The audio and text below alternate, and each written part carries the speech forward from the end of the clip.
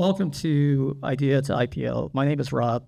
I organize Idea to IPO. We've been holding events in Silicon Valley for many, many years. We launched officially on February 1st, 2010. At that time, we had no members and no events on our calendar. At this stage, we have over 1 million members among all our meetup groups all around the world. We've organized, promoted, and produced over 5,300 events. By any standard, by any measure, we're the most active, most prolific startup event organization in the history of Silicon Valley, bar none.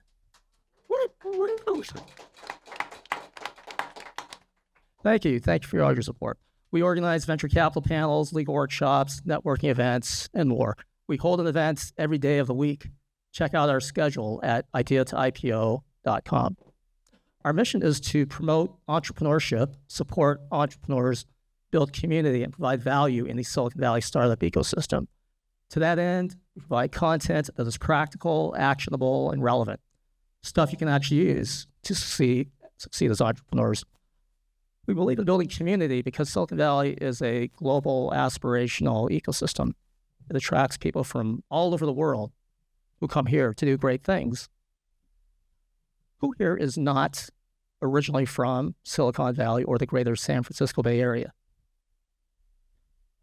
Who here was born and raised in Silicon Valley or the greater San Francisco Bay Area? 4 of you. Wow. Well, welcome. So whether you were born and raised here or just arrived last night, it's important for us to provide multiple channels for you to meet people, build relationships, and grow your network. With regard to value, it's important that we provide value at each and every one of our events. Not just value for your money, which is important though, because many entrepreneurs are struggling financially. So we make sure our events are free or affordable. And if one of our events has a cover charge and you cannot afford the cover charge for whatever reason, come talk to me and we can work something out. And at most of our speaker events, we make sure that we provide a delicious buffet. Is that a delicious buffet? Oh, come on, is that a delicious buffet? I want to thank Perkins Coie for sponsoring that delicious buffet. So let's hear it for Perkins Coie. Applause. More importantly, at each and every one of our events, we want to make sure that we provide value for your time, which is your most valuable resource. Anyone here getting any younger? Besides that young man in the back, this young man and our panel. So when you invest your valuable time to come to our events, we want to make sure that you maximize your ROI. We have many partners that help us do what we do: law firms, venture capital firms, angel investor groups, incubators, accelerators, colleges, universities, lots of other players in the Silicon Valley startup ecosystem. Tonight, we're grateful to Perkins Coie for hosting us once again at this beautiful venue. It's this beautiful venue. So let's hear it for Perkins Coie once again for hosting us. Some of our other partners are here tonight. I would like to have them say a few words. Let's hear it for Johanna and Enviri. Applause.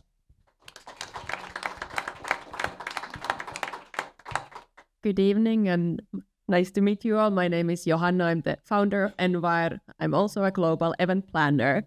So those conferences and music concerts where you go, they account for 10% of carbon emissions globally. That's a staggering number, and there's actually a lot we can do about it. Problem is that these emissions are not visible. So what we do at Envir, we make invisible visible, and when you understand, you can start taking action.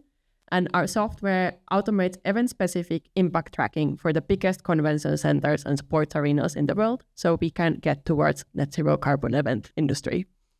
So that's what we do. Come see us at the front. Happy to chat. All right, next up, we have Jana from New York Life. Applause. Good evening, everyone. My name is Jana Vasileva, and I'm with New York Life. I help individuals, startups, and businesses with financial planning.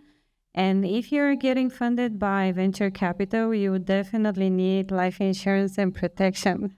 So please come see me at my table and enter a raffle and have fun tonight. Thank you. Next up, we have Melissa and Atadan. Applause. Hi guys, my name is Melissa. I'm with Atidan Technologies. We help enterprises accelerate AI initiatives with agent-based solutions. So let's work together and make some magic happen. Woo-hoo. All right, next up, we have Cynthia and Car Consulting. Applause. Thank you, Rob, for having me, as always. I do storytelling for careers through your resume, LinkedIn, and interviewing, and make you look enticing for recruiters and HR managers. Love to talk to you. My website's car.com, Karr.com, and have a good evening. Thanks. Though our local mission is to support entrepreneurs here in Silicon Valley, our global mission is to democratize entrepreneurship and innovation all around the world. To that end, we maintain a robust YouTube channel, youtube.com/idea to IPO. Go check it out. We have tons of videos there. And this rich, valuable content is available on demand, anytime, anywhere, totally free of charge. Our partner in this endeavor is Michael Payne, one of the top professional videographers in Silicon Valley. Let's hear it for Michael. Applause. Hello, everyone. You might confuse me with the guy that was standing back there a minute ago. My twin brother. I produce videos for companies and individuals. I help tell their stories. Whether it's a product video or an event like this, let me know if I can help you in any way.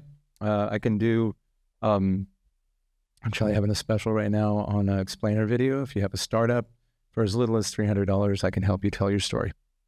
Thank you. So let's see who's in the room tonight. Who is an early stage entrepreneur? What's the difference between a pizza and an early stage entrepreneur? A pizza can feed a family of 4. Who's an investor besides our panelists? Who is an enterprise employee? Who is a government employee? Who's a former government employee?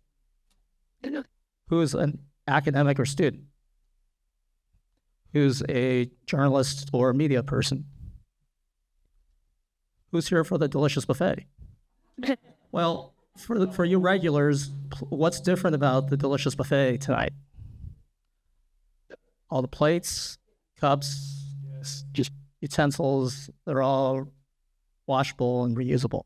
So point being, it's easy to talk the talk for those that want to talk about sustainability. It's harder to walk the walk. It's also a lot of dishes to wash. But I want to thank Perkins Coie for helping me with washing the dishes, because they have a dishwasher that, not a human being, they have a machine. So thank you, Perkins Coie, for helping us be sustainable.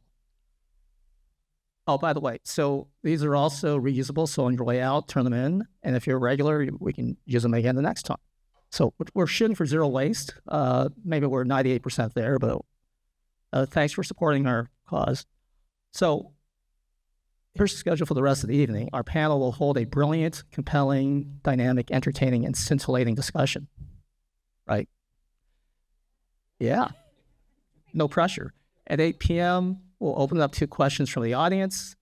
You can come up and ask questions. At 8:30 p.m., we'll end the program. We will have a raffle. At that point, you must be present to win. You can stick around, network, socialize, connect. As a courtesy to Perkins Coie, we need to leave the building by 9 p.m. However, there will be an after party. So more on that later.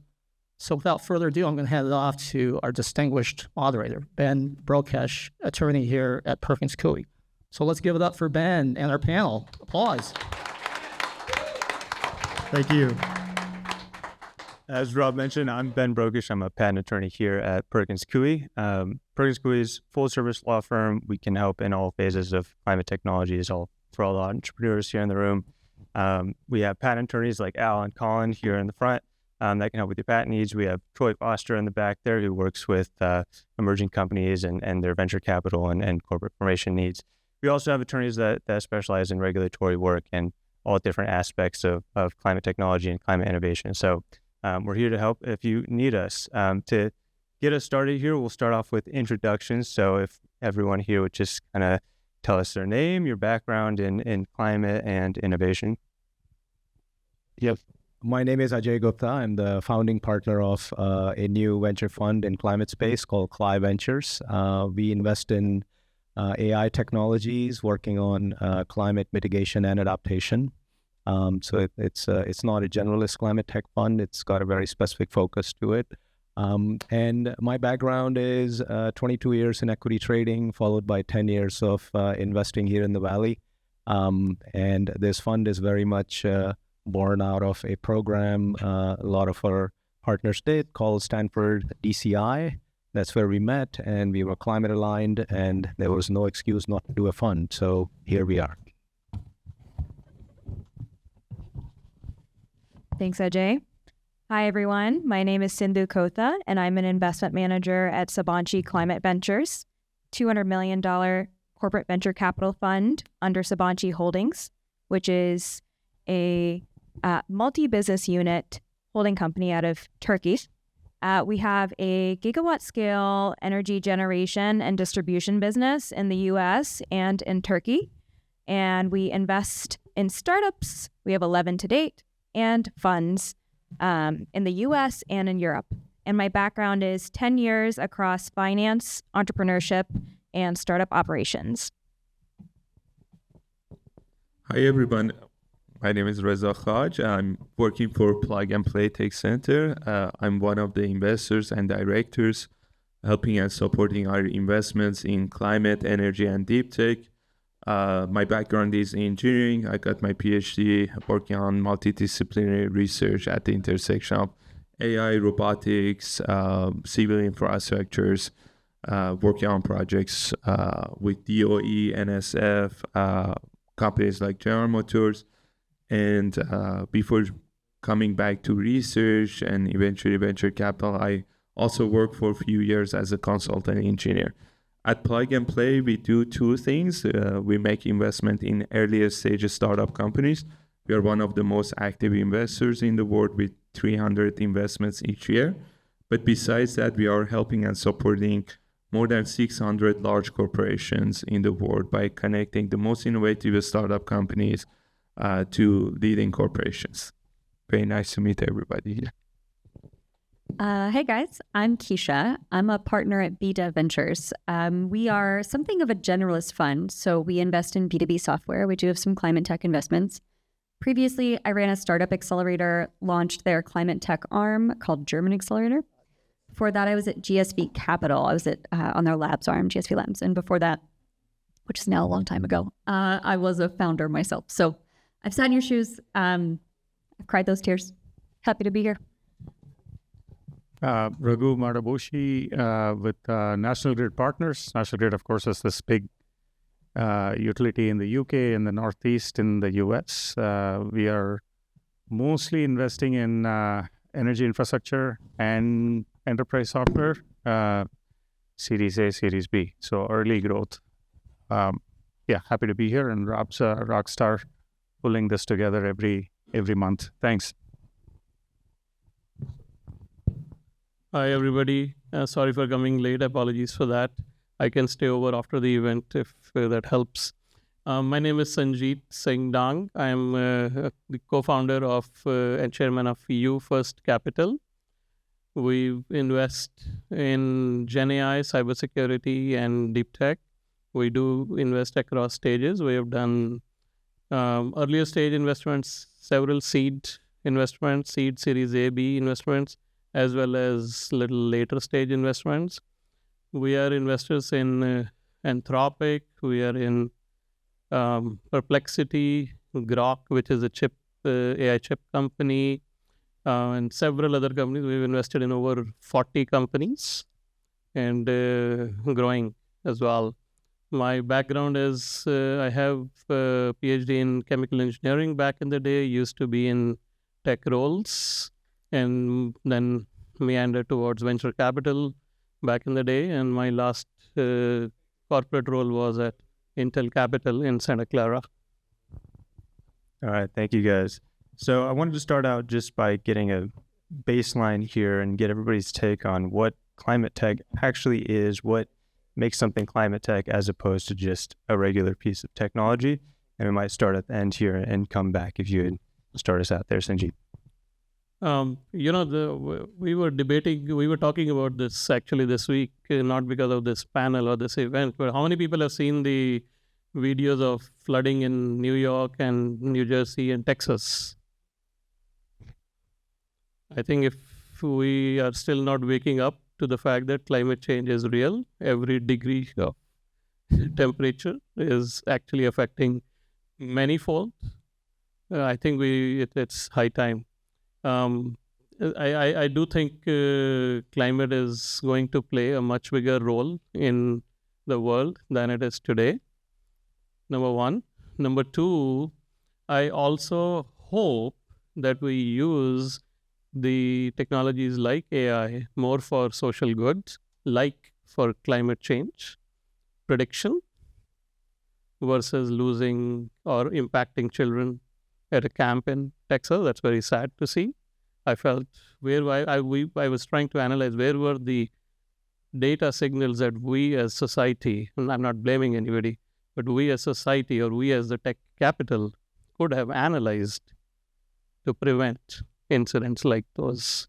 And I do believe data exists. I'd also believe that we may have the tools, but we may have to develop some tools. But I think we need to work on it in a cohesive manner and as a tech community to solve that problem. And I think the only way to solve that problem is at the junction of climate tech and AI. Now, when you talk about AI, AI is broad, right? I'm not just talking of LLMs. LLMs are the talk of the town, but I think beyond LLMs also, what analytics can we do? Big data analytics has been around for roughly 10 to 15 years. And I think there are enough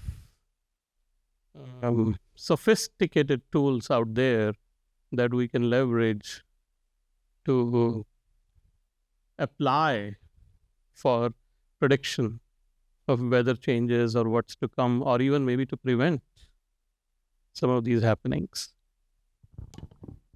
Okay, so for us, climate is energy transition, which again translates to effectively electrification of end markets, electrification of anything, transportation, AI. You don't have data centers if you, or you don't have AI if you don't have data centers, and you don't have data centers if you don't electrify data centers. So where does the energy come from, and how does it get from where it's generated to where it's needed is effectively what we invest in. To take the question back more broadly, maybe what is climate tech? For me, that's any technology that has an impact on the climate, right? So preemptive, right? Predictive, preemptive. Hey, how can we produce less carbon? How can we impact things before they happen, before things get worse? But or solves a problem that has been created by this, right? So flooding. The list is pretty endless at this point. I think you could even make the argument, what isn't climate tech? Certainly a big question within AI is how do we get enough energy to utilize AI for climate without creating more harm than good? For us, as an investors, we're considering any technology, as other panelists mentioned, either addressing the emission or helping being resilient to the climate change or adapting to it. And obviously, I think energy security is also one of the biggest concern. With the rise in demand for AI, we don't want to sacrifice the climate at the expense of AI. So if you could find means that can provide sustainable green energy resources to accelerate AI, those are the technologies that we are keen to make investment in. For us at Sabanci Climate Ventures, climate is in our name. And, it's set top down from the holding company that believes in sustainable growth. And we do that in several ways. So Sabanci Climate Ventures sits under the Energisa generation and distribution arm. We have gigawatt scale assets in Texas here as well as abroad in Turkey, wind, solar, battery.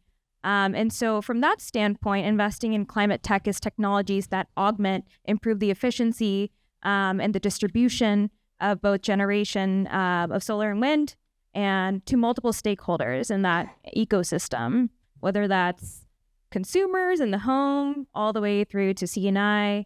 There are many stakeholders in that system. And then that's one angle. And then if we're thinking about it from other businesses under the Sabanci umbrella, there is an adaptation angle. Like today, if you look at Bloomberg Green, the warming since the Industrial Revolution has reached 0.98 degrees Celsius, and there's a tipping point at 1.5 degrees. And so we're not too far away from that. And insurance is an interesting space as well, right? Like wildfire risk is in our backyard here in California, but that's also a shared risk globally, especially in Turkey. And we have an insurance business out in Turkey. So any technology and underwriting cat models would be interesting to us. Just a few examples, but like the folks here have said, climate tech is pretty broad and it's here and now.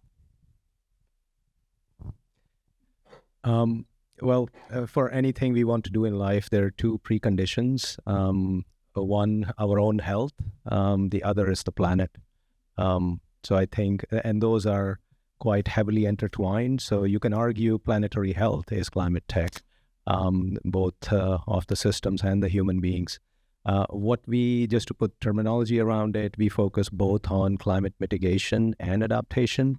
The classic efforts in the venture space have all been in mitigation, which is lowering the amount of carbon dioxide and other greenhouse gases that we are putting in the air as a result of our activities.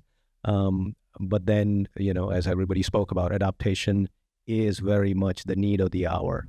It's like if you told a health tech person that they can only work on prevention and not cure. That's similar to us only focusing on climate mitigation, not adaptation. The reason for hesitation around adaptation are many. The business models didn't exist up until quite recently.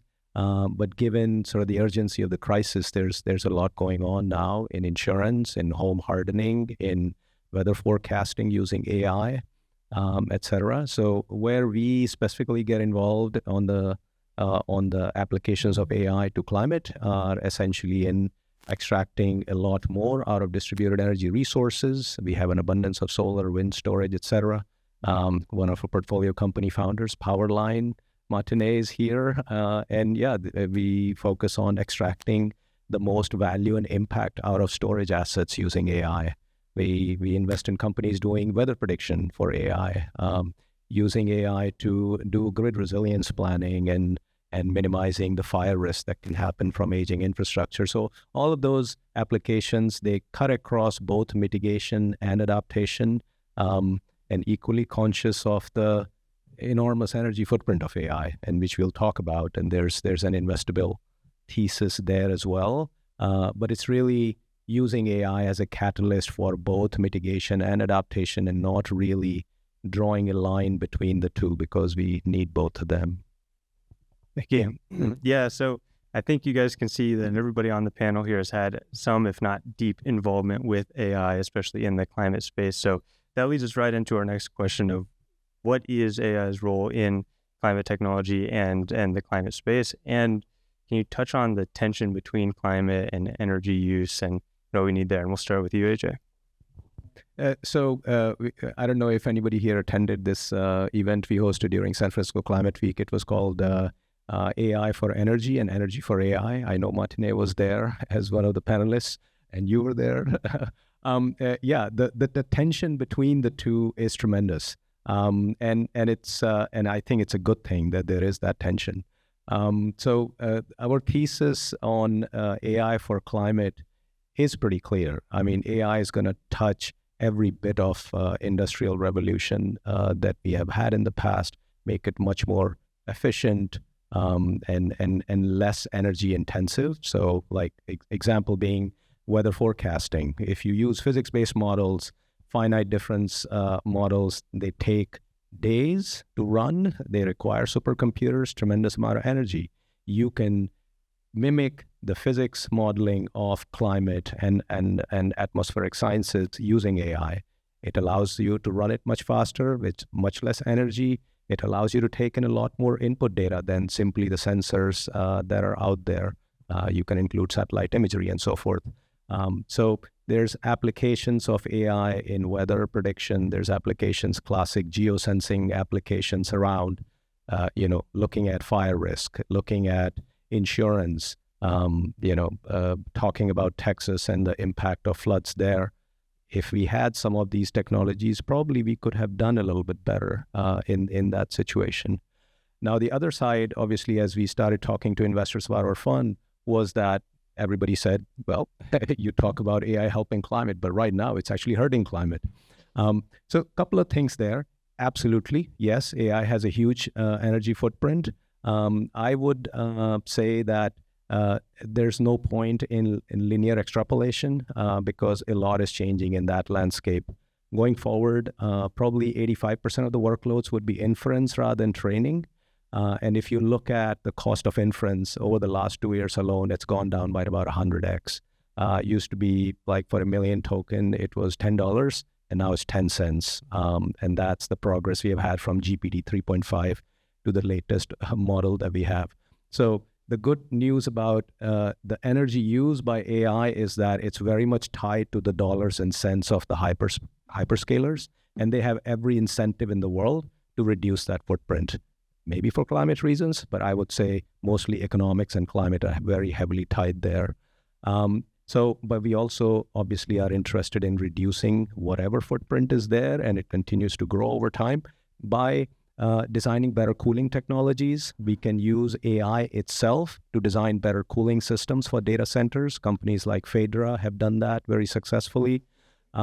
We can use more energy efficient LLMs, similar to the DeepSeek moment that we had. There are many more efforts underway, if not in training, than in inference, because that is where so much of the future loads are going to lie.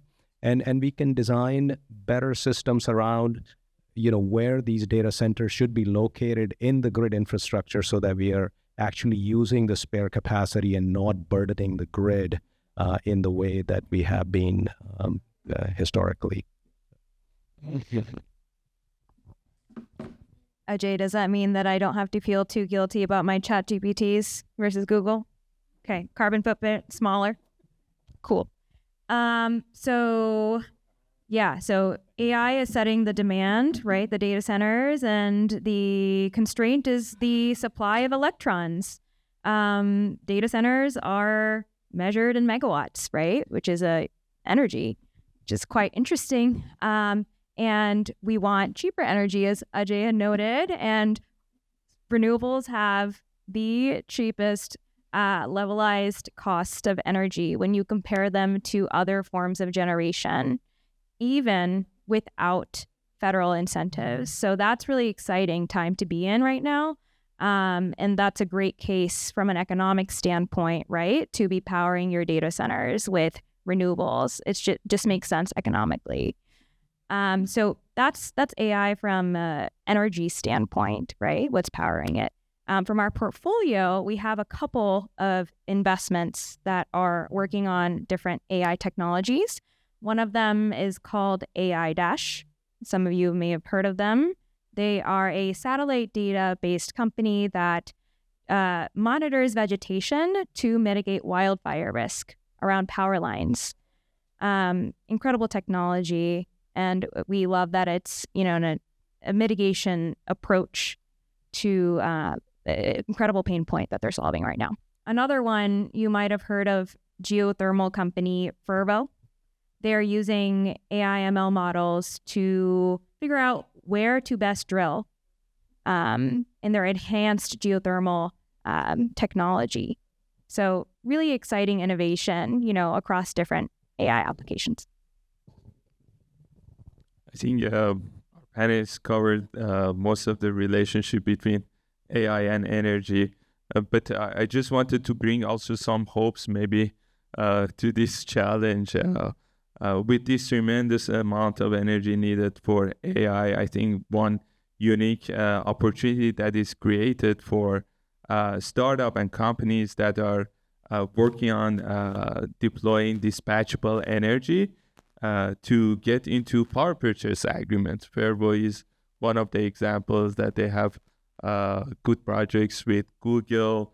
There's opportunity on the nuclear energy. Some of the companies like X Energy, they have some power purchase agreements. So I think even though AI is driving the energy demand, but it's also in some way is creating this opportunity for some of these startups that could have been quite difficult for them to find the financial means and the policy tailwinds to deploy to utilize this solution.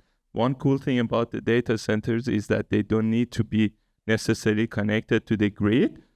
So I think power purchase agreement is one of the unique opportunities that has been created.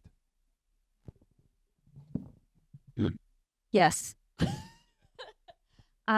I have so little to add to the conversation at this point. I think we've covered it, right? AI takes a lot of electricity, but it's also, and I agree with Reza, it's driving a lot of opportunity to create that problem and driving a lot of awareness to it.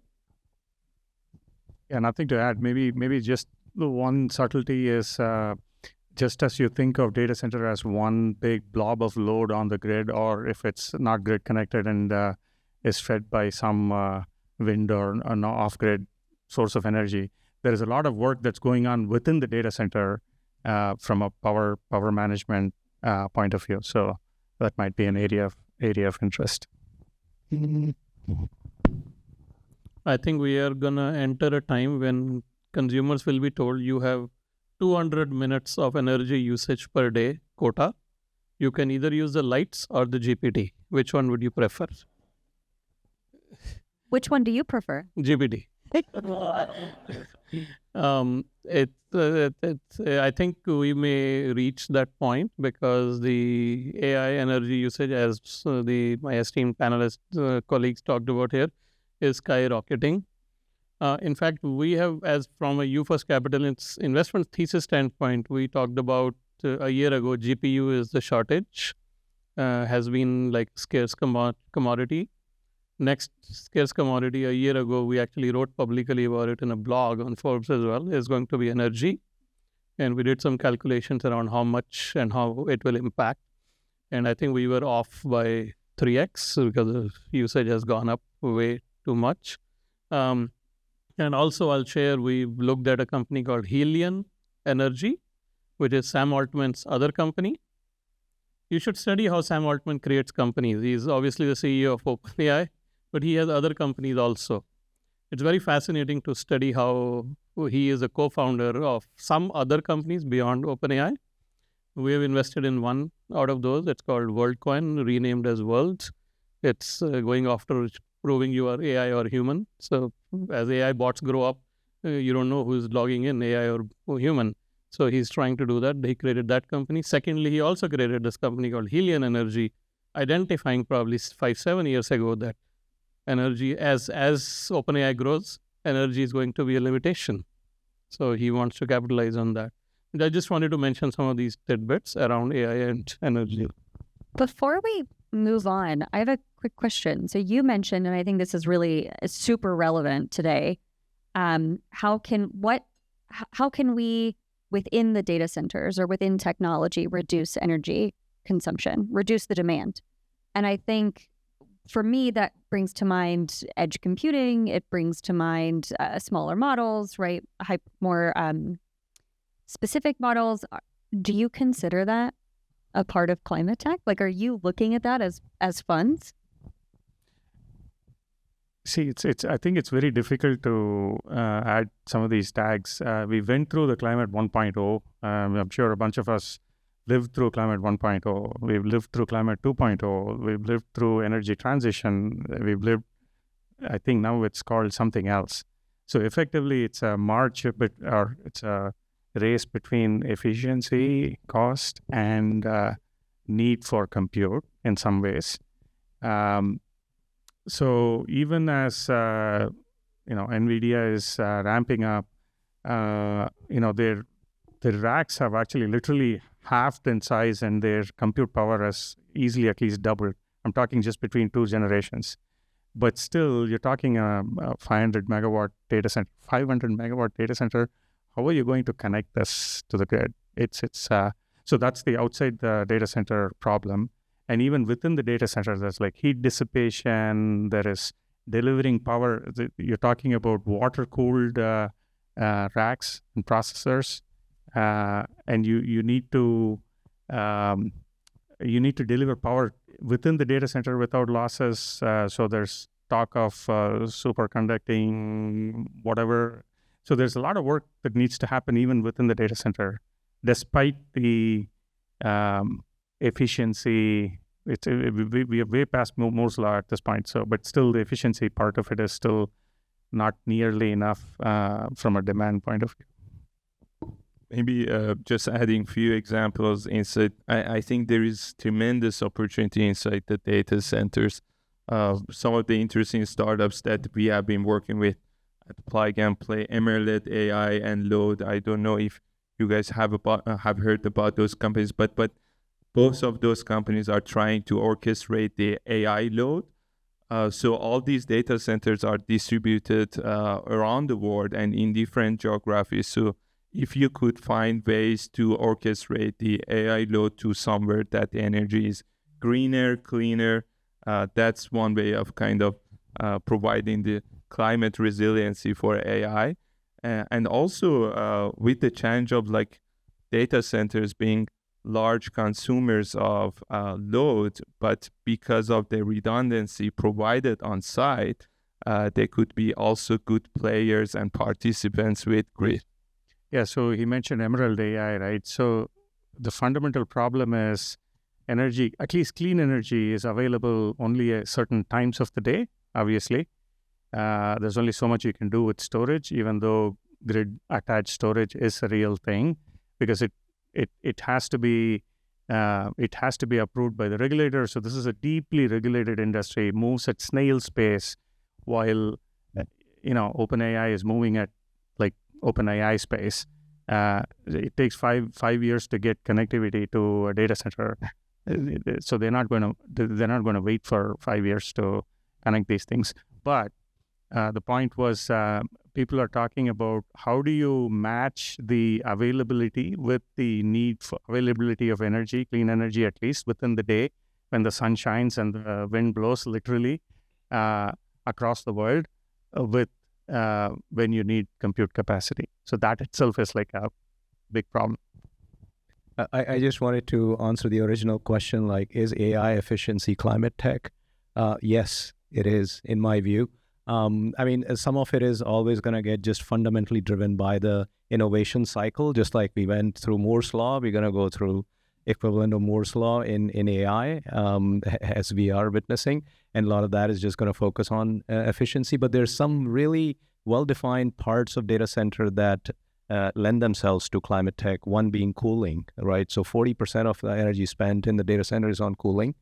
Now, can that be done a lot better? Absolutely. There's so many startups in that space that are doing wonderful work, including Phaedra.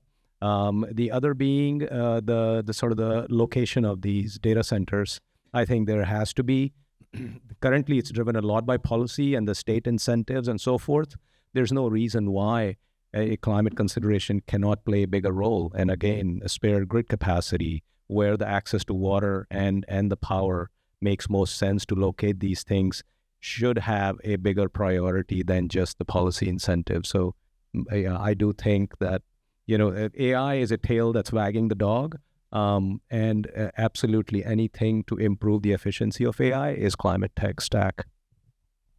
Awesome. Thank you, guys. Let's switch gears a little bit and go to the investment venture capital side of this panel a bit more. We talked a little bit about how the funding for climate tech, AI, and beyond has been a bit up and down over the past many years. What is the funding scene like for climate tech these days, and how sustainable is that? Has that investment been, and do you think how sustainable do you think it's going to be? Well, I would be lying if I didn't say there has been a slowdown.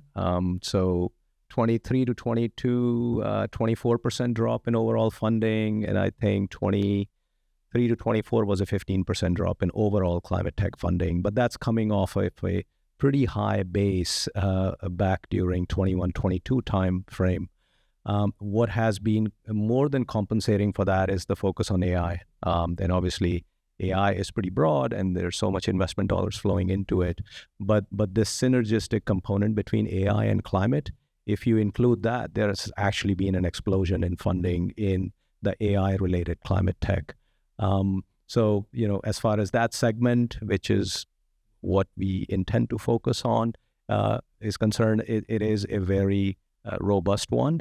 I think why there has been a slowdown in climate tech, obviously driven by some of the policy considerations and the current administration, but also the fact that some of these innovations take a long time to play out. They are not the best fit for a 10-year venture model, and that's a realization I think anybody who's honest about climate tech VC space will admit, is that these things will take probably closer to 15 years for a large hardware innovation, which is very fundamental in nature, to work out.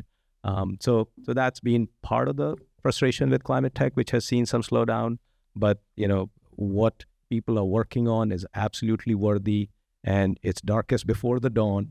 And I think that's kind of where we are in the climate field a lot of times, is when everybody has thrown in the towel, that's where some of the best valuations and opportunities are to be found.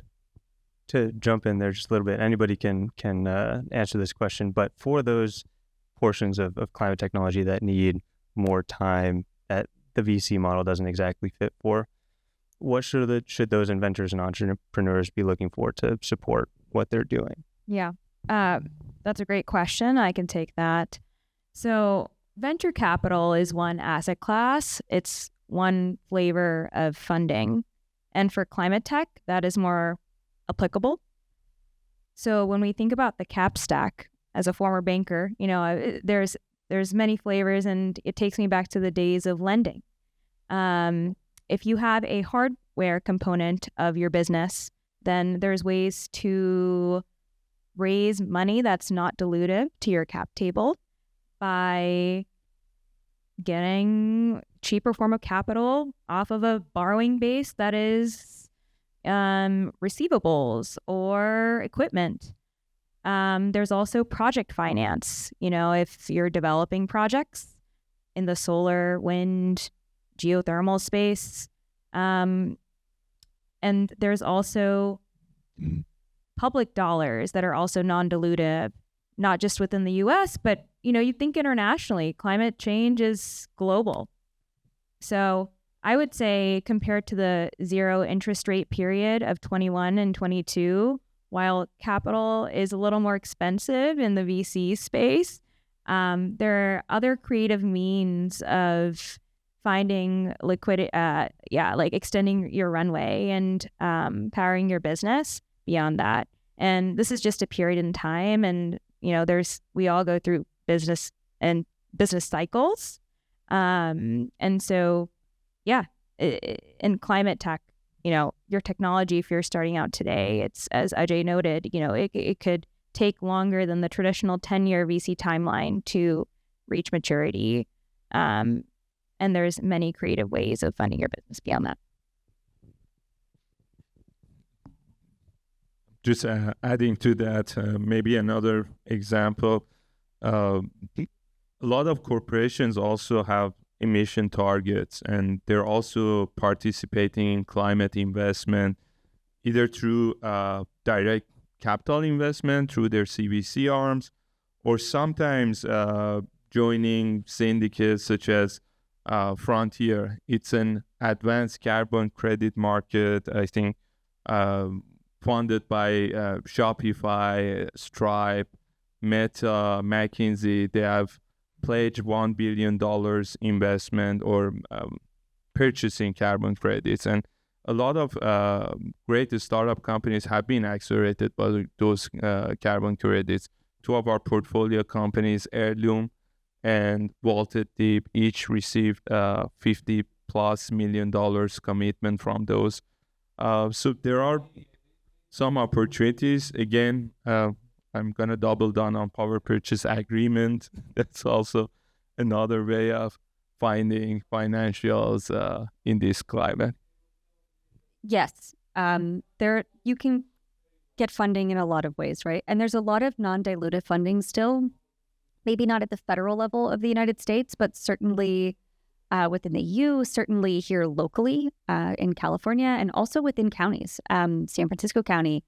Are we in Santa Clara right now? Yeah, right? We're still in Palo Alto, Santa Clara County.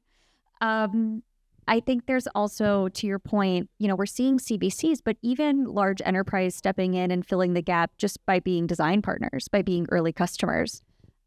There's a lot more attention toward this today, and I think a willingness to invest, understanding that what that investment cycle looks like. We are also seeing a lot of climate tech funds, and I bet this is true for some of you, certainly, more evergreen funds, where they're going into the climate investment cycle with eyes wide open. I can tell you that there are a lot of industries where the investment cycle is not what SaaS is, right? So SaaS is it's a beautiful thing. It scales really fast. Everyone makes money really fast. We all love it. Acquisitions happen very quickly. And that lends itself very well to that, 5 to 7 year investment period and kind of 3-year reap. Within climate tech, but also within biotech, med tech, health tech, within hardware, all of these different industries have very different investment cycles. And we see specialized funds in those spaces too. So this is not a new problem within venture. See, I think my sort of semi-controversial view is there is an 800-pound gorilla in the room. It has to be acknowledged that the policy has fundamentally changed. It used to be that every techno-economic analysis had a subsidy as a big line item, which actually drove the economics. It's no longer the case. So you have to be fundamentally economically sound and not, defy physics. Does that mean that the technologies that you're investing in today are changing? So you're not thinking about maybe some of those systematic, we need a charging point at every station, but rather you're thinking about technologies that are more enterprise ready? Yes. So I think there was a little bit of froth in smudging of boundaries between basic research, applied research, potentially early stage VC, project finance, and a bunch of other things.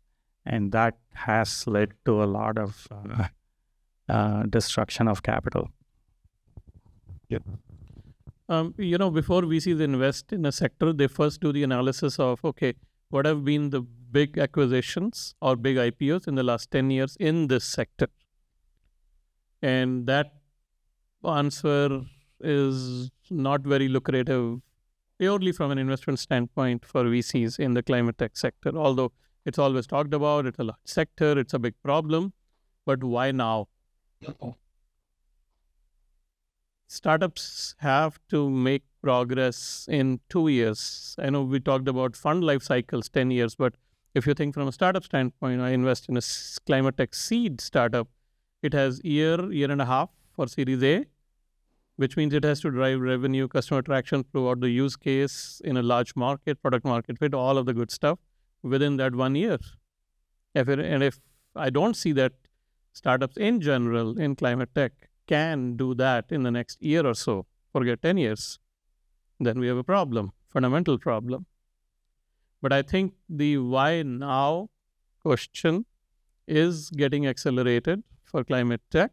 And my sincere hope is that in the next year or two, we will start to see a surge in funding for climate tech. I'm forgetting the name of the company, but 8-10 years ago, there was a $900 million acquisition by one of the large companies within the climate tech, and that spurred a lot of investment within the climate tech sector. We need more of those.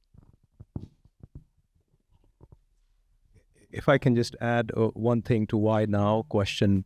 I think historically climate tech has really focused on fundamental innovation. Companies like Farvo, bringing geothermal to the masses, and green hydrogen and so forth. But if we look at kind of climate tech as a system-wide problem, what is the absolute baseline solution for that? It's electrification. It's Saul Griffith's book, Electrify. It's a Bible for how we solve this crisis. It's actually one of the few global problems in the world that actually can be solved by technology. But it doesn't mean we have to reinvent the wheel and go after the hardest to solve problems all the time. So many of these solutions are what Saul calls yes and solutions. What is the real solution to this crisis is solar, wind, and storage. 3 pillars. You build enough of those, you get them at the right price, levelized cost of energy, and you deploy them correctly, you scale them up, and you have 80% of the problem solved. And that's really, I think, the realization that more and more climate tech is headed towards is that we have the toolkit in our hands. We need to deploy it in the right locations, in the right size.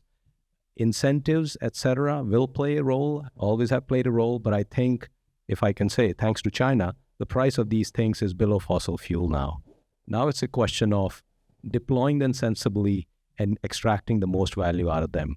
And that is a classic sort of AI solvable problem that many people are going to address in years to come. And that's what kind of tells me why now for climate tech has to be more AI driven, more software driven, and more about deployment of what we already know as opposed to inventing new things. Well, sure, fusion is great. It will happen. But all the climate dollars don't have to go into that. One other comment on that is that the renewable generation sources, solar is more powerful in the warmer seasons, and then wind is quite complementary in the colder seasons.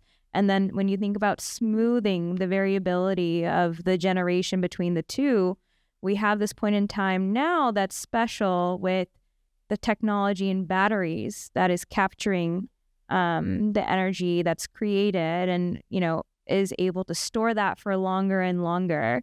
And so we have less of a loss rate in that energy that is generated in this point in time, which is incredible, right? And that's what's special versus previously. Awesome, thank you. So we only have a couple minutes left before the Q&A section. So let's kind of dig into, from your guys' position, what advice do you have for people, all the entrepreneurs in the room that are trying to be a part of that deployment that you mentioned to get the right technology into the world? You start. Yeah. Well, advice is pick your battle and go all in. I think, I would absolutely recommend to focus more on scaling of a solved technical problem as opposed to solving a new technical problem. I think as engineers and scientists, we are always drawn to what is hard to solve technically. But I think there's a business case for climate now. I think we have to figure out, how to orchestrate the grid better, where to interconnect, how to reduce the interconnection time from 5 to 8 years that it takes to bring a new grid scale renewable asset online to something much shorter. I mean, companies like Pearl Street Technologies that just got acquired by Enverus has solved exactly this problem in a meaningful way. But there's so much more room for innovation in this area.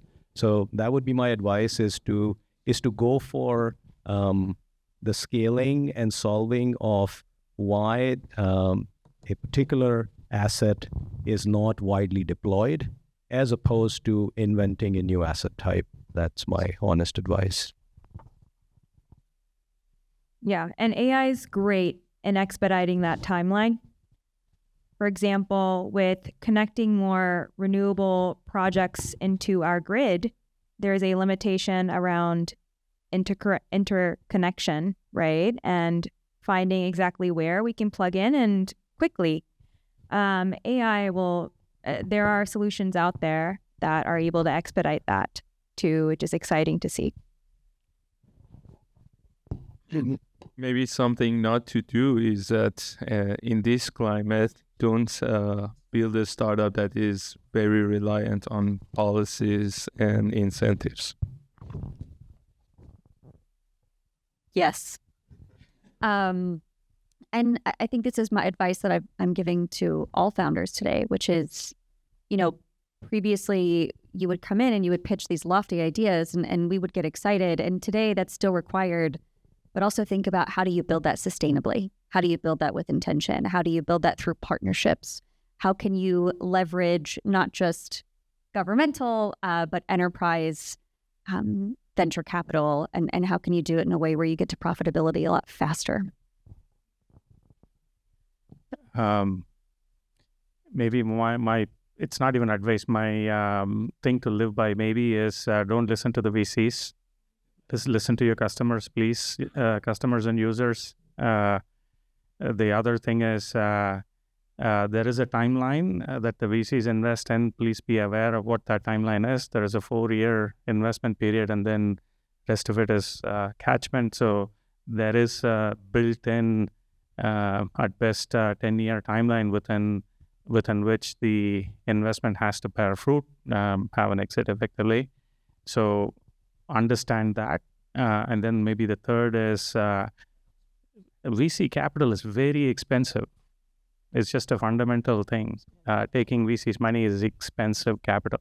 So please grok it when you talk to VCs. I echo Raghu's first line. You should not look at VCs when you're looking for advice. VCs actually learn from entrepreneurs like all of you. So it's the other way around, honestly speaking. But you can actually, there are a lot of good opportunities within climate tech to go after today. You just have to start mapping out the subsectors and looking at, okay, what is, relatively speaking, what is more ready from an market adoption standpoint, and start going after that. And is this a large enough market? I would do a grounds up exercise. If I have to create a climate tech startup today, that's how I would start. And then start putting together the right team, the right technical heads, etc., domain expertise, all of that. But start with who is ready to give me $1 million PO in the next 2 years, and for what problem? And is this a repeatable use case across other customers too, across the market? That's how I grow my company. VCs will come running after you. So VC funding, we can talk about whether it's a fit or not and all that stuff. The moment they see your startup going rocket ship, you'll start getting calls out of nowhere. I am XYZ Capital out of Palo Alto. I heard you great things about you. Can we meet for coffee tomorrow on University Avenue? It's a very common thing. Perfect. Thank you, guys. I think that's enough of my questions, and we're on to the Q&A section. Well, let's go with that for our panel.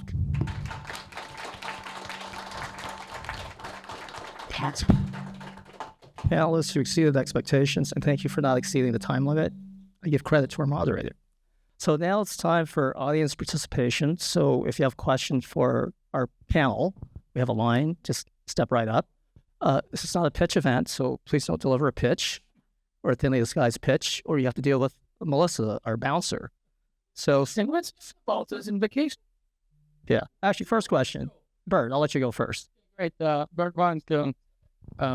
Well, first, I'd like to share great news for every VC who loves liquidation. Resilient Power just exited, got bought by Eaton. They're doing the solid state transformer. So finally, there's money in circulation. Yes. Question. Sindhu, you have the great European perspective, which matches my German accent. Can you tell us why you're looking at US, and can you contrast a bit the dynamics, particular customer acquisition, which is pretty key for startups going global to Europe versus being here? Yes. What part of Germany are you from? I'm a Hamburger, not a Frankfurter, not a Berliner. Well, we just made a German investment headquartered in Hamburg. So yeah, we could talk about that. So why Europe in addition to the US? Why US in addition to Europe? Short answer, we have generation assets in both. So, we would want to invest in technologies in both geographies to support that, right? We have 660 megawatts of generation in the US, and we have 4 gigawatts in Turkey, Eurasia, which is a joint venture with German E.ON, Energisa. So that is our strategy, and for those reasons, right? And we, period. Those are our reasons. Awesome. Great to meet you. Thanks. Yeah, hi everyone. Thank you for the panel. My name is Pavel Vinitsky, CEO of Synexis. I have a couple of additions to what it's all about. I like the topic when it's all about how to save the solar energy, because in the daytime we have a lot of that, what to do at night. I moved here from Portugal a year ago. So what they did in Portugal with that, so they use hydroelectric energy plants. So on the daytime, when there is too much of energy they produce, and Portugal is one of the leaders in green energy in Europe, so they pump the water up back to the dam, and at night they put it down, and they generate the electricity that way. Another funny thing that I met in one of the conferences around the world, that was the huge crane, and they used huge concrete blocks to create the pyramid, and then at night they put that down from the top and regenerate energy back. So there are, I think it's not only two ways to do that, but definitely it's the way to create something new there, a lot of opportunities. But my question will be about several trends that are happening in venture capital now, and I think it's very actual for climate tech as well. That first of all, a lot of early stage M&A deals are happening, and with AI we will see a lot of more consolidation. So I think it's just the beginning of the trend. And 30 to 40% of that is already in seed and Series A. And so like companies are sold faster than they reach the late stages. What do you think about this trend? Let's combine it with the second trend, that CVCs and especially family offices start to deploy capital more and more in early stage themselves directly. And so let's combine it with third trend, where early stage funds move their investments on the secondaries on the late stage in the companies they invested in before, and so they more and more, at least I know several funds that deployed capital on early stage a lot. Now half of their money are deployed on the late stage already on their own portfolios. So what do you think about the trends, about the space, and how it can change generally the VC space in the next years? Maybe if you're a co-founder or an early employee, just make sure your vesting schedules are very clear, please.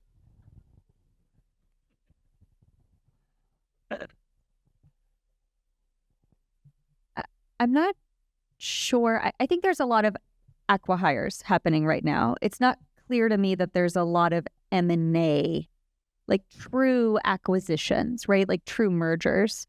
I think especially in the AI space, it's very clearly it's an acquisition for the hires, right? It's a talent. It's a HR game more so than anything else at this point. And there's some very clear examples of this. As far as family offices and corporations and others getting involved directly in deals, I think that is a very clear trend that we're seeing.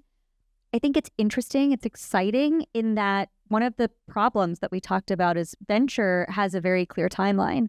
Corporations, CVCs, and especially family offices are often considered patient capital. So I do think that's super relevant to climate.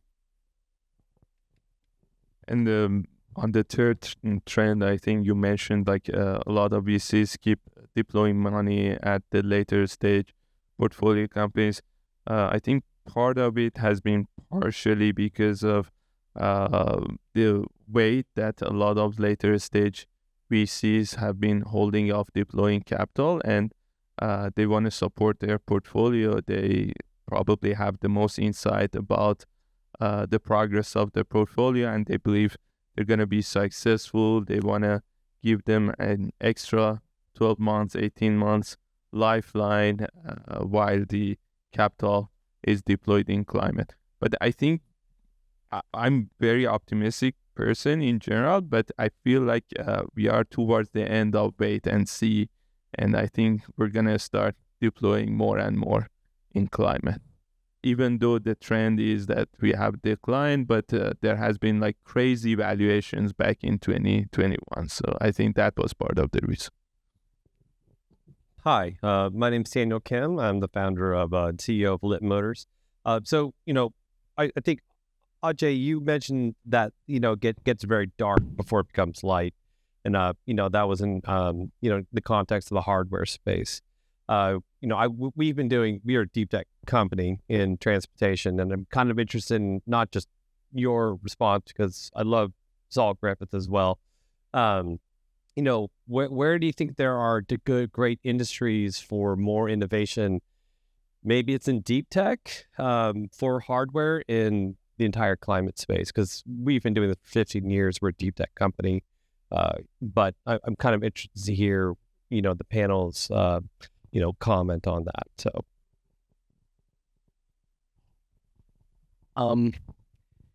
in hardware, I think some of the recent advances in robotics and AI, as they lend themselves to climate, would be interesting. To claim self-driving car to be climate tech is a bit out there, but heating solutions, ways to minimize waste, as we do, say, in food and ag, or in sort of recycling of the waste. There's obviously well-established players like AMP and so forth in those areas. But I think increasingly what used to be just classical computer vision guiding the robot, now you have an extension to that. And I think that's going to be assistive. If we were looking at what's interesting about the new wave as it applies to hardware, that's where I have seen some interesting technologies. Maybe energy storage. I think that's quite needed. Haven't been figured out quite well yet, except for lithium-ion batteries. There's tremendous opportunities on short time, mid-range, long time energy storage. I think we're gonna see interesting startups coming there, but it's super, super, super tough space. Even big companies like Northvolt, they go bankrupt after $10 billion of fundraising. VCs fund hardware, VCs do fund climate tech also. You have to go in with a story. There are companies, Kleiner Perkins and Khosla Ventures have funded companies in these sectors. Look at QuantumScape, which went public. The CEO, Jagdeep Singh, this was his, I think, second company, and now he has left Quantum after it's went public. He's on to his third one. So you go in with a good story, you do get funding. It takes time, and VCs understand that. As long as you show, it's at the end of the day, venture capital is a business about investing in people. If you can come up with a good story and you have the domain expertise and you have the power to attract the right talent as well and build the company, you can get funding. And Sorry, go ahead. Good. 100% back that thought. We have a couple of LP investments and funds that are solely climate and deep tech. DCVC, their climate fund, is one of those. There's Clean Energy Ventures, that is predominantly deep tech. And there is also Safar Partners, another one that is focusing on deep tech. So there are pools of capital out there dedicated to your business model. You just sometimes, you got to do a Google search to find them. So maybe the one sector that even a couple of years back wasn't quite as interesting as it is now from a capital point of view is defense and dual use, which lends itself really well for quote-unquote hardware.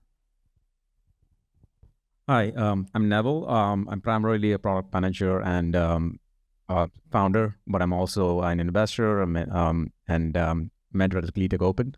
My question is not particularly addressed to anyone in particular, but you all mentioned that clean tech has required a lot of capital, and like any hard tech or core engineering, this industry has required a lot of time, effort, and then the linear time cycles and fund cycles. But now contrast that with the rise of AI and vibe coding, and everyone is talking about being a solopreneur, and shorter time from ideation to prototyping, product market fit, growth, and hence returns on investment. Do you see something along those lines, something in parallel happening in climate tech, something along the lines of a Credit Karma for personal carbon footprint or something like that, technological innovations coming in climate tech that can help VCs focus on like shorter life fund cycles? I think we're already seeing that, right? Across the board. And it's not necessarily, I don't invest in consumer products, so I won't speak to that one. I'm sure that exists. I have no doubt. But we're already seeing more rapid prototyping, faster to market, utilizing AI as a tool and, internally. I think vibe coding isn't there yet. I don't know too many engineers that are like, yeah, this works. It's good. It's a great tool to have in your arsenal, but we're already seeing AI have major impacts on existing technologies. And I think earlier we heard the example of weather pattern predictions, right? We're already seeing these things happen. And this is, in years past, it would take years to create new models. And now we're seeing that in months. So yes. Yeah, one big area I would highlight, we recently invested in this company called Godella. Stanford-backed founder went through YC. They are essentially replacing physics-based simulations with AI. So kind of similar to what we're doing with weather prediction as one specific area. Obviously, that problem is really complex, but there's a lot of physics, heat transfer, fluid mechanics, airflow, et cetera, type problems that require these extensive physics models, and they can be replaced by AI. So that's one sort of area that's ripe for disruption, we feel, and that has applications across sustainable packaging design, aircraft material that is better for re-entry, and so many other areas that we think there's an opportunity to rebuild the engineering stack as well using AI, which gets away from the classic sort of way of solving it. Just to be clear, there's way more capital chasing bits than chasing atoms. And clean tech, in a way, is more on the atom side. Thank you. I long time Apple deep learning guy was with Meta and all that. So what I have seen is in the deep learning and the current AI scene, they use a lot of big computes because they use a lot of data. Because model needs 10x more data. So that is where your challenge is. So with that, I have come up with a way I can make very small amount of data do a lot more work for us. But the question I have for the panel is, do you guys have a thesis where you need to only invest in end product, or can you solve the earlier problem? Going back to one of the panelists who said that, can we solve the, because it goes to the investment thesis. That is my exact question for you. With your climate tech VC, or when you get the LP money, do you have I see constraints where you can only give money to the solving the climate problem, or cause of if you can remedy the cause? So how does that work out, right, Leon? Go ahead, please. I think when there is a problem and when there is people willing to pay for it, and there is the market, definitely VCs are interested to make investment.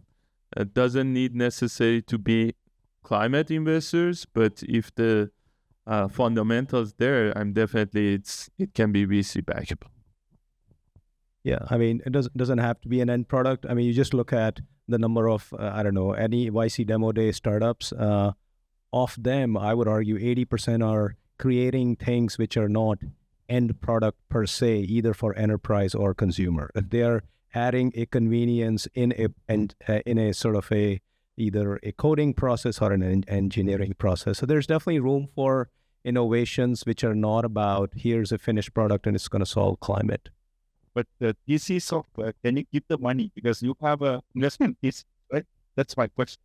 All those climate tech money, when you give the LP money, they have a sting attached to it. You can't give the money to, it's difficult. That's the question. Can you stretch it? How much you can stretch it? That's the question. It depends on the innovation, and I think it depends on the fund. Really. It really varies. Your point is very insightful, actually.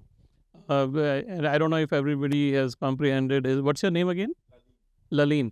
Laleen's point is that VC funds, when they raise money, VC funds also raise money, right? Those are LPs. And when they raise money, they tell a particular story to LPs. Hey, we'll invest in this. Let's say it's climate tech. We'll invest in this geography, US only, climate tech only, and within climate tech, here is a problem we're going after. So they do actually define a particular investment thesis, which is area, geo, type of stage of entrepreneur, seed versus late, etc. So what his question is, if you get an opportunity to invest in a good startup, exciting, but that does not fall into your investment thesis that you committed to the LPs, can you digress or not? Right? That's his question. A lot of the VC firms in general cannot digress. But having said that, there are VC firms who do have flexibility. Without giving names, I'll give you an example. There was one VC firm which had an opportunity to invest half of their fund in a particular investment, and it was against their investment thesis, but they found that investment opportunity very compelling. So they went back to the LPs and said, hey, we have this opportunity. It's going to take half of the fund. It's very risky, but we believe, here is why we believe, and would you allow? So there are things that can be done, right? I as an entrepreneur, honestly speaking, I won't worry about that first. I would worry about what is the market, what is the product, can I build it or not? You can find funding. So maybe the subtle point Sandeep is making is just like there is product market fit, there is also an investor entrepreneur fit, because different funds have their own mandates, and even within the fund or within funds that have the same mandate, the partners are very, very different. So be wise when you...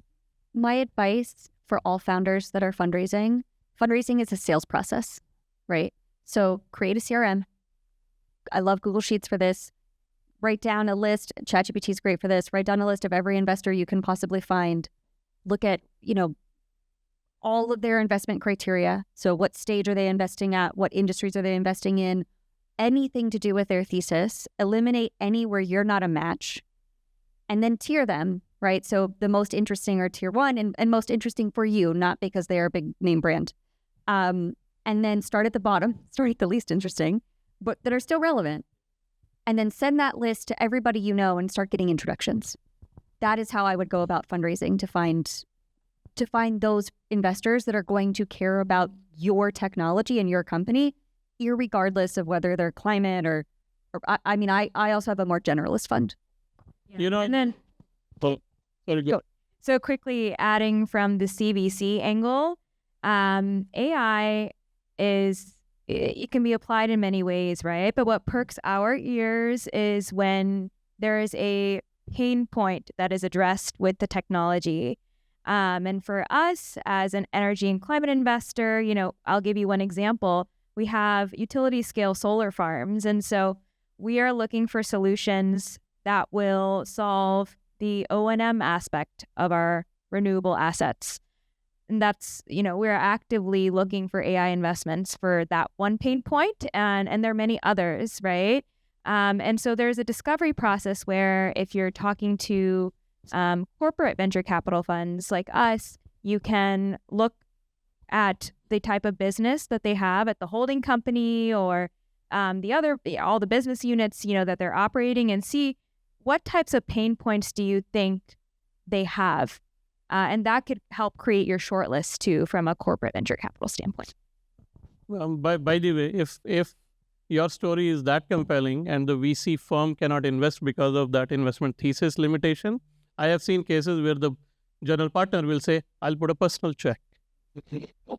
There is no dearth of money for good ideas, good stories. Hardware, software doesn't even matter.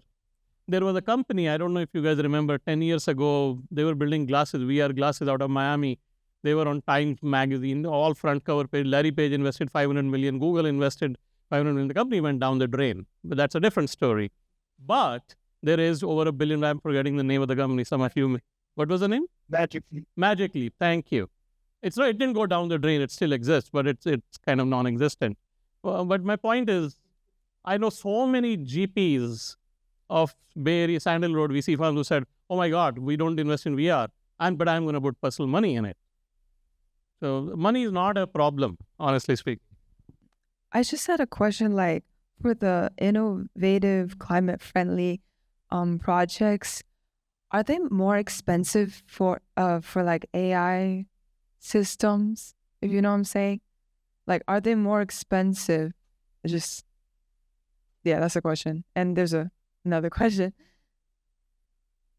right? I'm assuming. I feel like as in terms of sort of the compute costs that you would incur as a and if they were to like use it, it would be more expensive to them, right? Not necessarily. I mean, I would go back to the point about inference, the cost having come down so significantly. Used to be like a Google query would be, I don't know, 20, 30x cheaper than a ChatGPT query. Now it's 20% cheaper. So yes, infrastructure costs are declining, at least on the inference side. Training is still very expensive. So like all the climate favorable companies, they make it more expensive. Do you think so? Right? If it's more expensive, why would they like use it? Why wouldn't they just value more convenience, you know? Yeah, so it depends the problem that you're solving. Like going back to the weather prediction question, for example, that is already so expensive. If you do it with AI, it's much less expensive. But, you know, anything that you can do with classical computing and it gets the job done, yeah, AI doesn't have to be applied. And also another question, I'm just super nervous up here right now. But why does it really like matter? Like I feel like that climate thing, I feel like it's like a label they put on companies like climate friendly and stuff, or not to undermine anything, but just like, oh, we don't use plastic, we don't use this. And I feel like that's not really like for the earth, you know, it's just to appeal to the customer. So what's your opinion about it? I just want... It has become a tick mark, unfortunately. Yeah. It needs to be a core strategy of the company versus being a sidelined tick mark. I do agree with your point. Yeah, but so then, like, why does it really matter? Why can't all this, like, all the... I don't think does it really matter? Like, can we just, like, move all the... Sorry, I'm trying to formulate my thoughts. I think what you're talking about, greenwashing, right? And I think the frustrating part of that is that it does matter, and it matters so much that I and many of us are willing to pay more and do more and be inconvenienced. And so it's really frustrating when it's not real and it is just this greenwashing, right? And it's just a label, and like maybe they used some bamboo in their plastic, and isn't that nice? So I think what you're hitting on is right, but you're frustrated because it's so important, not because it's meaningless. 100%. And to add to that, I think what's needed to sort through the noise of the greenwashing is some type of framework, regulatory even, right, to account for carbon. For example, we have our portfolio company, Pulsora, which is doing just that. They use models and sophisticated technology to measure the carbon input, net, and the direct market and application is in the European market, for example, with regulation like CSRD that requires companies of a certain scale to report on their carbon emissions. And so certain frameworks, I think, will help us sort through the noise. Thank you. We actually have 4 more people with quick questions. Can we go a little overtime? Who wants to go overtime? All right, let's do it. Next question. Hey guys, I'm Marcus. I'm a student at Stanford. I'm working with Ajay at CLAI this summer. I've been tapped into the entrepreneurship community at Stanford for a couple of years now, and I've seen that a lot of my really talented peers aren't super interested in climate, or that's not the direction they'd go founding companies. I'm curious if you guys also see this trend and how you guys are approaching getting the most talented people into the space.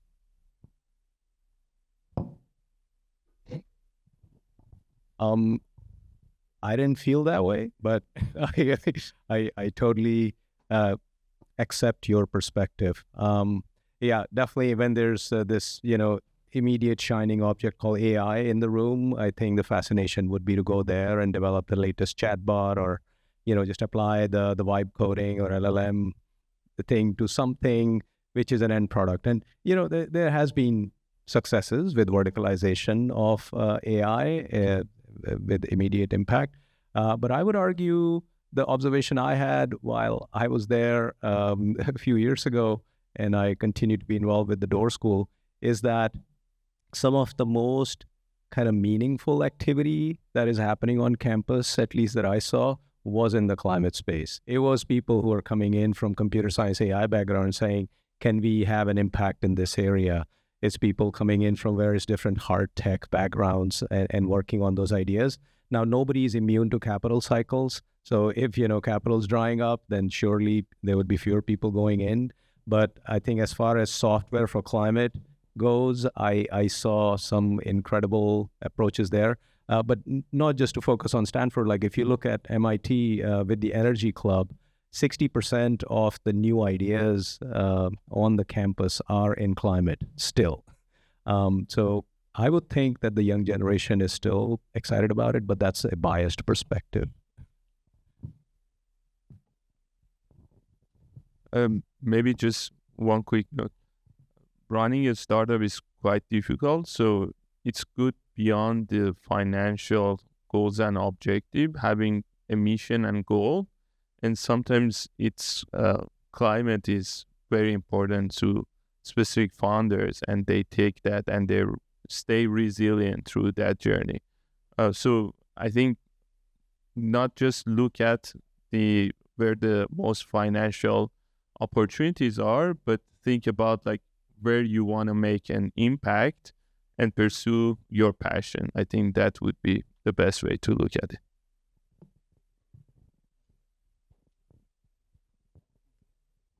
Hi, everybody. My name is Alex Wu. Okay, WU is my last name.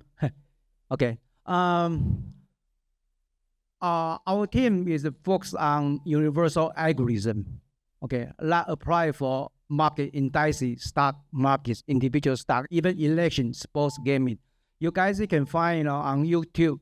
It's called AIA Investment Navigator. Okay, and the U.S. president say the best definition of intelligence is prediction. So my personal interest is try to predict where it's going to have a fire, have an earthquake. When I ask ChatGPT, it's not able to answer me. It's not able to answer anybody. So I strongly encourage anybody who have an interest, we can cooperate together. But because our algorithm model is quite different from the Western, because I'm from Taiwan, and then we use the classical wisdom is based on lunar calendar rather than solar calendar. And this wisdom come from 1,000 years ago. They have a model for prediction weathers, but I don't know if we can test on it. So we come to cooperate together. And you will find it very interesting on our YouTube. Yeah, hopefully can apply to weather prediction as well. Thank you very much.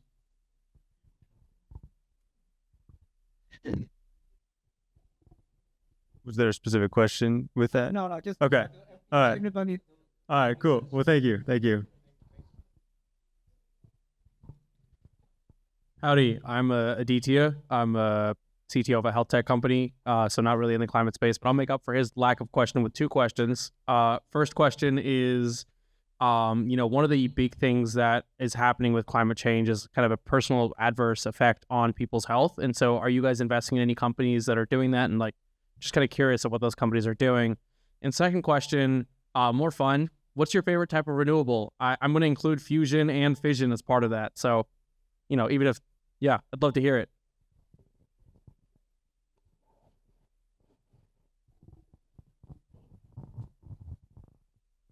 I think, to your health question, anytime that you are whether it's preventing a wildfire or, helping flood victim, whatever we're talking about, or renewable energies, and so there's less pollution in the air, I think that's intrinsically connected to health, right? As someone earlier, and forgive me, gave the definition of climate tech being what is good for the planet and therefore good for people.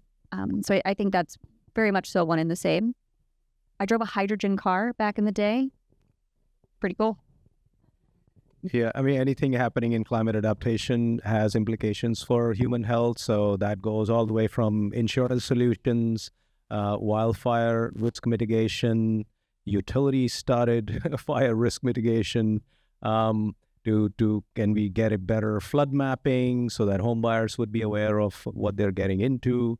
So anything in adaptation space is a human health one. And yeah, we do invest in that, but we don't invest in, say, diseases caused by climate change. So that would be further specialized. My favorite renewable is solar. Investing in climate tech is investing in the health of the planet.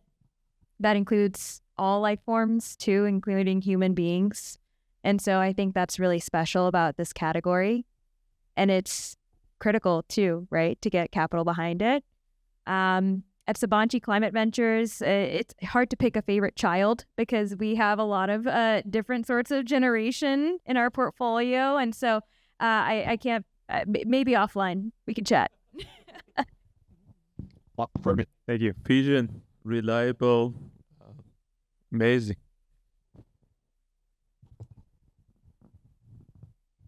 I don't have a favorite, sorry. I talked about Alien Energy, so Fusion, that's a fusion company. Healthcare, from an investment standpoint, there are two sectors that we don't invest in, education and healthcare. I'll be very candid. They are tough sectors from a startup gaining startup traction standpoint. If you look at healthcare, I don't know, let's say $3 trillion being spent, half of it is government driven, half corporations, employers. And still, consumers say, hey, I'm paying too much for healthcare. They actually are not, but they still complain. And then if you start looking at the level of problems, especially post-COVID, the providers are just swamped. And in that environment, you go to them, hey, I have a startup. I can do better tracking of your cart or better monitoring using AI. I think there will be some point solutions that are that actually are getting used, like transcription for the doctor, so he doesn't have to waste time in typing, but that's about it. So maybe it's less of health, but more of aging workforce, availability of automation, but safety hasn't kept pace with either of these trends. So there's, at least within the utility, there's a big push to measure and understand workflows and basically reduce accidents and fatalities. So it's only going to get worse with more automation. Thank you. Hello, my name is Daniel Saraolo. I am born in Romania, so I'm European, and I'm also Canadian. So two of the friendliest countries nowadays, politics considering. My question is, I'm interested to build a data center, hopefully around $3 to $5 billion in Canada. Is the Valley still a good place to maybe start looking for some funders, or should I look into other jurisdictions? Start with Masasan. SoftBank. They're funding data center. They're funding OpenAI's data center, the Stargate project. You go over the story, start with them. And then, VCs here, you're looking at $3 to $5 billion. So VCs will do add-on capital to that. I would say look at non-dilutive. The Canadian government has a lot of really interesting programs in that space, and they match a lot of early investors. And I would look at project financing. Why would you take VC capital for a data center if you're constructing a data center? It's super expensive, right? I'm a startup. I would take any capital that's reasonably. Considering that I would try to not take VC capital to build a data center. For sure. Instead of creating a data center, you should look at what new technology stack is needed for data center, whether it is for the AI world or climate tech, next gen climate tech stack or not. That's where you'll find VC capital more versus saying, hey, I want to build a data center. That's like saying real estate plus model. That's not for VCs, right? So that's the disconnect you will see probably in the valley when you're trying to build a data center. There are some funds who do invest in data centers, but far and few. I didn't say that I'm looking for VC capital only. I'm also VC. Yeah. So look for private equity. Look for SoftBank is probably one good target. Canadian government does have created, I think, 2.4 billion Canadian dollars fund. So that's a good one. Actually, one of our portfolio companies, Cohere AI, it's a Canadian AI company. They've been funded they've received money under that Canadian fund. So that's a good one too. Yeah, I talked 2 weeks ago with one of the Cohere co-founders. Thank you. Thank you. Danny?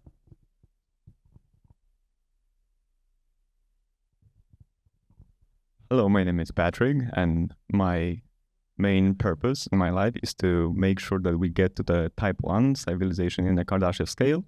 So you can remember me as a type 1 guy. And I see it as a point A and point B. When we can measure something, we can also see whether we do a progress and how fast we progress. So how I think is that when we know where the point A is and where the point B is, we can get creative in bridging these points. And there is infinite number of solutions that lead us to this goal. So my question is, what do you see? What are your insights, and what do you see based on your own experience? Where are the most fundamental trends are? Because we often ask ourselves, what's the reality? What's real right now? So I'm looking into your insights on most fundamental trends in the industry. And I'm also looking to get your emails after.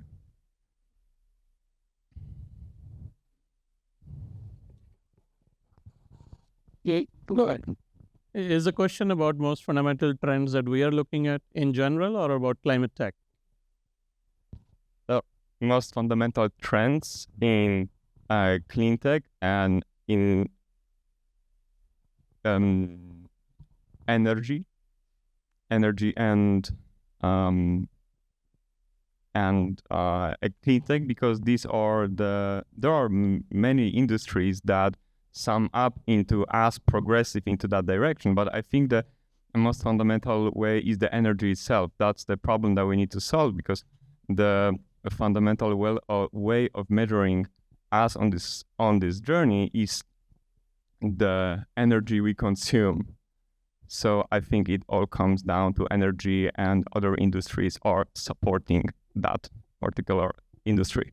Energy and AI are massive trends right now. I would encourage you to find a problem that other people are not solving, right? Rather than trying to find the problem that a lot of people are. The other thing I would say is we're at a time where we are not in a frothy market. You made the point earlier, there's a lot of dry capital. We are not investing. 2025 was going to be the year. Everything was going to come back. It hasn't. Maybe it will, but it hasn't. So I would say one big trend is back to business fundamentals, back to what makes a good, foundation of a startup, and how do you build sustainably? See, I think simplify the energy piece into electrification of end markets. I think a lot of people touched on it. If non-electrified end markets get electrified, what are the second-order effects that people are not aware of or will face as a problem down the road? That's been the case for the past at least a decade, at least from electrification of transportation. So then, okay, what other aspects of transportation will be electrified in the near future? So think of it as electrification of X, and that might be generative in understanding what you might be interested in going and solving. Yeah. And it's really the time to build. The barriers to building, at least on the software side, is the marginal cost is almost zero. So really want to learn by building So go build. And a great place where you can check out and read about the latest trends is the Sightline Climate Letter, which is also associated with Climate Tech VC, formerly CTVC. We invest and partner up with Sophie Purdam's Planeteer Fund. And, her background is pretty extensive in really collecting climate data. For example, what are the subsectors within climate that are receiving the most funding within a particular time period? All these insights, you can find those through Sightline Climate. Right. Thank you. Okay, we have one last question. Thank you, panel. You guys are a model of energy and sustainability. Final question. So, hi, I'm Lyra Liu. I'm entering my third year at Emory University, and I'm a second-time startup founder in Go the Eagles AI space. Yes, I love that. So I was wondering, with all the hype around climate tech, how do you differentiate between startups who are truly, impactful, looking to make a difference, between those who are just riding the ESG wave? And what kinds of due diligence, what kinds of analysis do you do to ensure that the startups you back are truly, care about their mission and, to avoid greenwashing and all of that?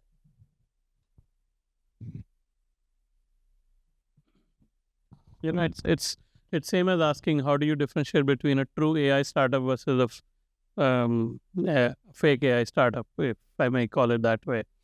Within climate tech as well, you can start looking at what tech stack the founder is building, obviously what the vision is, and then start looking at metrics, carbon impact, etc., carbon footprint, etc. There are a lot of well-established metrics, and obviously a startup is not going to go after all of them, but here are the two metrics. If I am going to go after as a startup founder, then I have to have a continuity of story between my domain expertise, the technology I'm either developing or leveraging, the product I'm developing, here is the team and the team's domain expertise, the team I plan to build, and hence the impact. So it shows up pretty quickly, actually.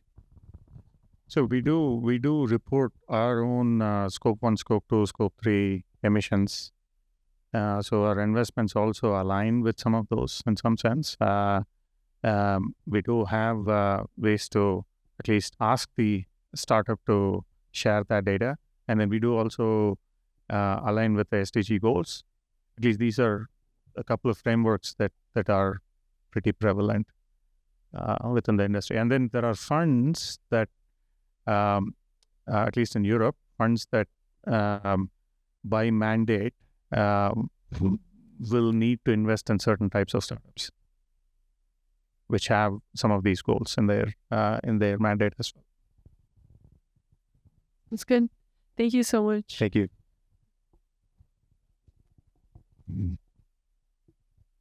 Right, well, let's give it up for our panel.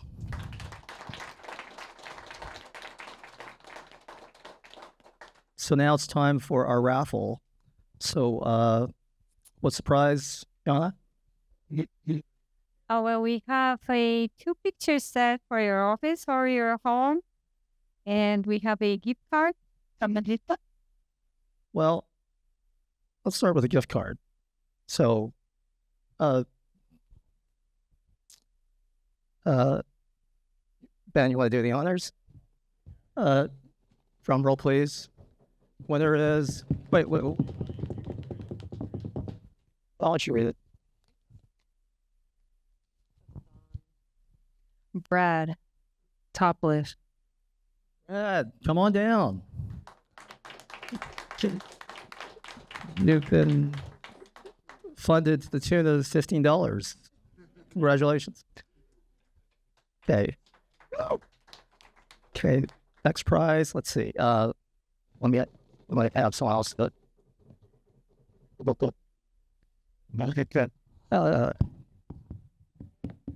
All right, you can do the honors. All right. Suspense. You want to read the winner? And the winner is, drum roll, please. Keshia? Keshia, our panelist. I want you to do it, talk. Push good answer. That's right. Everyone is eligible at these events. Right. Congratulations. I put that to good use. Okay. All right. So once again, let's give it up for our panel. Let's give it up for Ben, our awesome moderator. Let's give it up for Perkins Coie and all our sponsors. Let's give it up for our event team and our video team. Let's give it up for our audience. Let's give it up for me. So normally we need to leave the building by 9, but we got a little grace period tonight. Well, anyway, maybe 9:30, but however, there will be an after party once we leave the building. So here are the possibilities: the Rosewood, the patio, Pizza My Heart. Oh, and the winner is, drum roll, Pizza My Heart. However, we can hang out in the lobby and in the parking lot as long as we can until we have to leave. So, by the way, we have some live music to entertain us, and this is our entertainer, Brian. Applause. Hey everybody, I'm Brian. I work at NASA, but I'm transitioning to my own startups in a few weeks, and I happen to play guitar, so I'll play a little guitar for you tonight. Socialize. All right, well, thanks for coming. Enjoy the after party. I'll see you next time. Applause. Bye.